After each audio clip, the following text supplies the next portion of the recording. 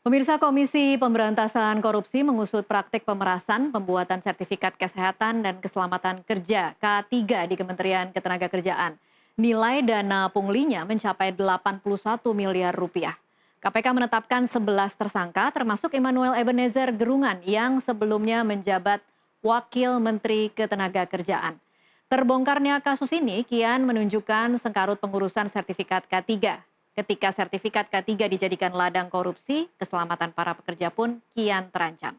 Kita akan membahas hal ini lebih dalam di NTV Insight bersama Gabriel Yoga. Halo Mas Yoga, apa kabar? Halo, kabar baik.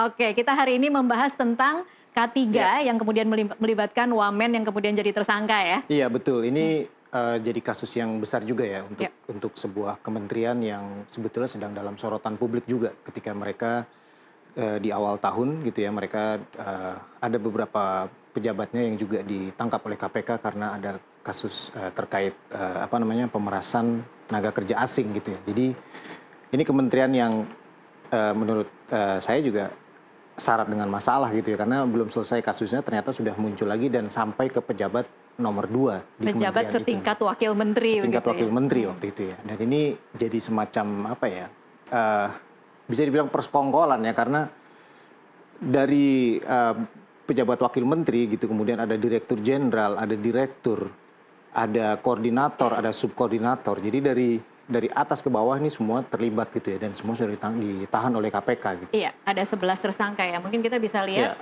grafisnya. Nah ini sekilas saja ya, bahwa ini bukan kasus baru begitu ya? Iya, kira-kira? ini sudah berlangsung cukup lama. Ini yang diungkap oleh KPK dalam expose beberapa hari lalu dan terjadi di 2019 sampai 2014 gitu ya.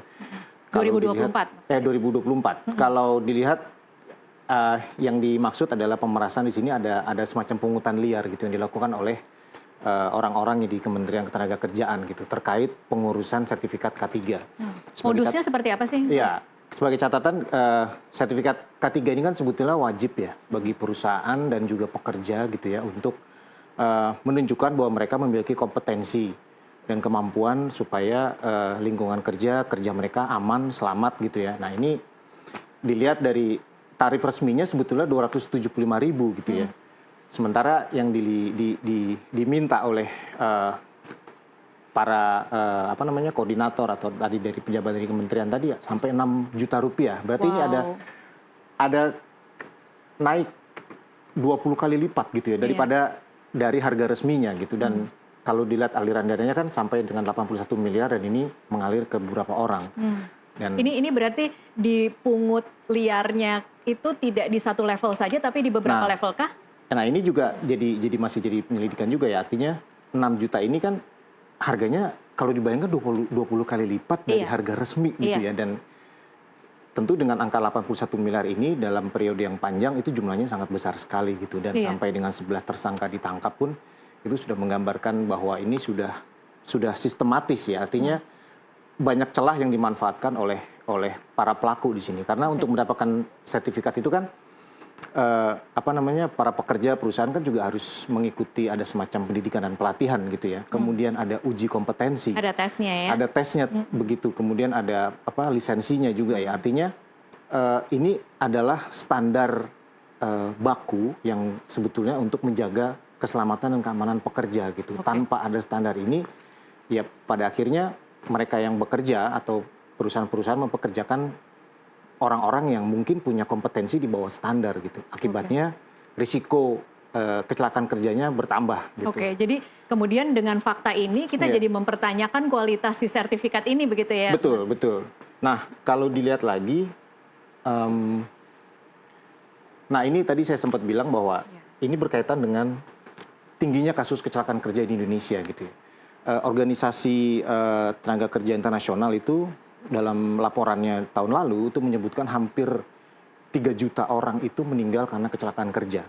Dan lebih dari 400 juta kasus kecelakaan kerja yang menimbulkan cedera. Gitu. Sementara di Indonesia sendiri kalau dilihat dari 2019, ini disesuaikan dengan tadi angka tahun yang dimulai oleh KPK untuk pengungkapan kasus ini. Itu dilihat kecelakaan kerjanya sudah sampai 114.000 gitu ya kasus gitu ya. Kemudian Ini kasus kematian atau ini kasus kecelakaan kerjanya kecelakaan saja. kerja saja? Oke. Total kecelakaan kerja gitu ya. Nah, itu tiap tahun tuh naik terus gitu. Artinya sebetulnya ini angka yang catatan saya ini tidak boleh naik gitu ya. Iya. Bahkan kalau lebih bagus kalau ini turun gitu. Tapi ini tiap tahun malah naik gitu. Artinya ada yang tidak beres di sini.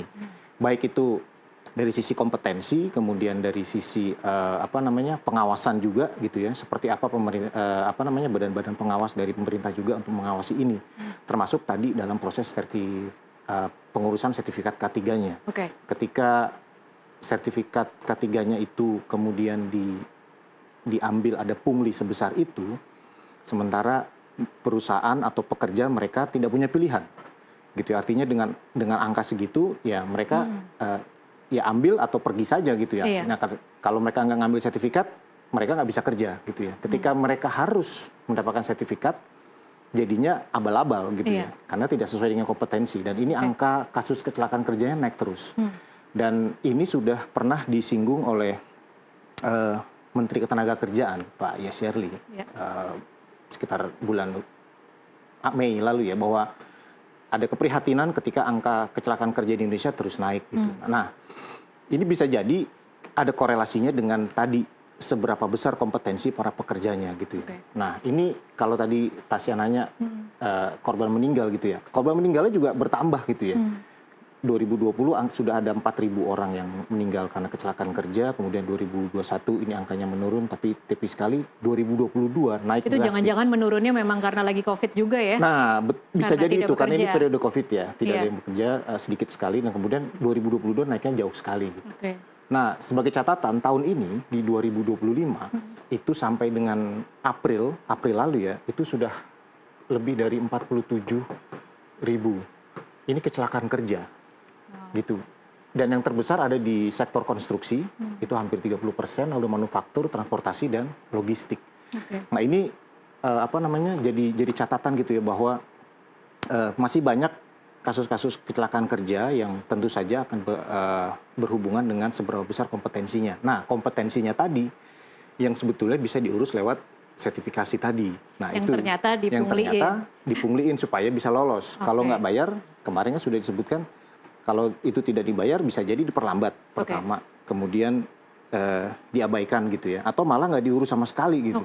Jadi ini jadi serba salah ya, baik bagi perusahaan yang mereka membutuhkan sertifikat K3 dan juga bagi pekerja-pekerja yang membutuhkan sertifikat itu. Gitu. Kalau memang KPK sudah tahu dari 2019, ini kan sudah berarti sudah 6 tahun, kasus-kasusnya sebenarnya sudah terdata ya, sudah juga terungkap, kemudian tetap berulang hari ini 6 tahun kemudian. Berarti celahnya di mana? Nah, ini yang tadi sempat saya sebutkan, bahwa ini dengan orang-orang yang ditangkap KPK tadi ya, mulai dari orang nomor 2, kemudian ada direktur jenderal, ada direkturnya, kemudian ada koordinator. Artinya ini sudah jadi semacam sistematis gitu ya. Orang-orang di dalamnya mereka tahu bahwa ini sertifikat K3 ini sebetulnya sangat dibutuhkan. Orang pekerja nggak punya pilihan supaya bisa bekerja itu. Nah, itu makanya banyak sekali celah, misalnya dari pelatihan gitu ya, ketika mau masuk pelatihan, sudah selesai pelatihan, mereka butuh sertifikat gitu ya, harus ada yang semacam legalisasi gitu. Nah, itu kan bisa jadi celah juga kayak di situ.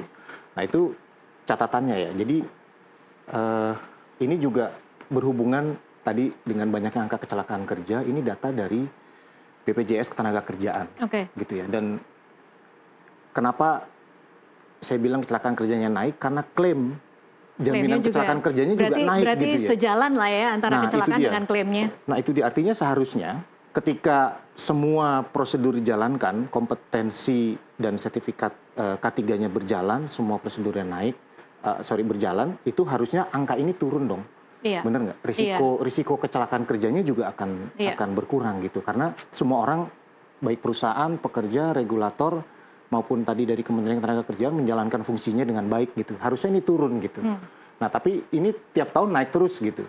Kalau peserta BPJS Ketenagakerjaan naik, itu jadi nilai positif sebetulnya, karena makin banyak perusahaan yang peduli. Tapi kalau klaim jaminan kecelakaan kerjanya naik, ya itu jadi indikator bahwa Indonesia ini masih ada masalah besar di soal keselamatan dan keamanan kerja. Oke. Gitu. Baik, jadi kalau kemudian bisa disimpulkan, ini berarti pembenahannya harus seperti apa, Mas Yoga? Iya, pembenahannya harus menyeluruh ya, karena ya bayangkan ketika di satu lembaga yang mereka berwenang mengurus segala macam perizinan gitu ya, pengawasan perizinan, kemudian banyak pejabatnya justru terlibat di dalam kasus pemerasan ini gitu. Iya. Kan kita juga banyak sekali kasus kecelakaan kerja ya, misalnya ya di tahun 2022 atau 2023 itu ada satu smelter di Morowali yang meledak, kemudian 13 orang tewas gitu ya, dan kemudian ada lagi kejadian lagi, kemudian baru 2 hari yang lalu kalau tidak salah ada di Bekasi gitu ya, ada yang jatuh juga. Nah itu sebetulnya hal-hal yang bisa dihindari ketika kompetensi pekerjanya itu baik gitu ya, betul. Dan itu juga berhubungan dengan tadi sertifikat K3-nya, karena itu adalah sabuk pengaman sebetulnya sertifikat itu. Oke, mudah-mudahan memang terungkapnya kasus ini tidak hanya cukup untuk memenjarakan orang-orang ini, tetapi juga pembenahan untuk bagaimana harusnya menyeluruh ya. Iya, menyeluruh bagaimana kemudian kita bisa meningkatkan kualitas keselamatan kerja ya. Betul. Oke, baik. Terima kasih Mas Yoga untuk waktunya bersama kami. Dan pemirsa, kami masih akan kembali dengan sejumlah informasi lain. Tetaplah bersama NTV Prime.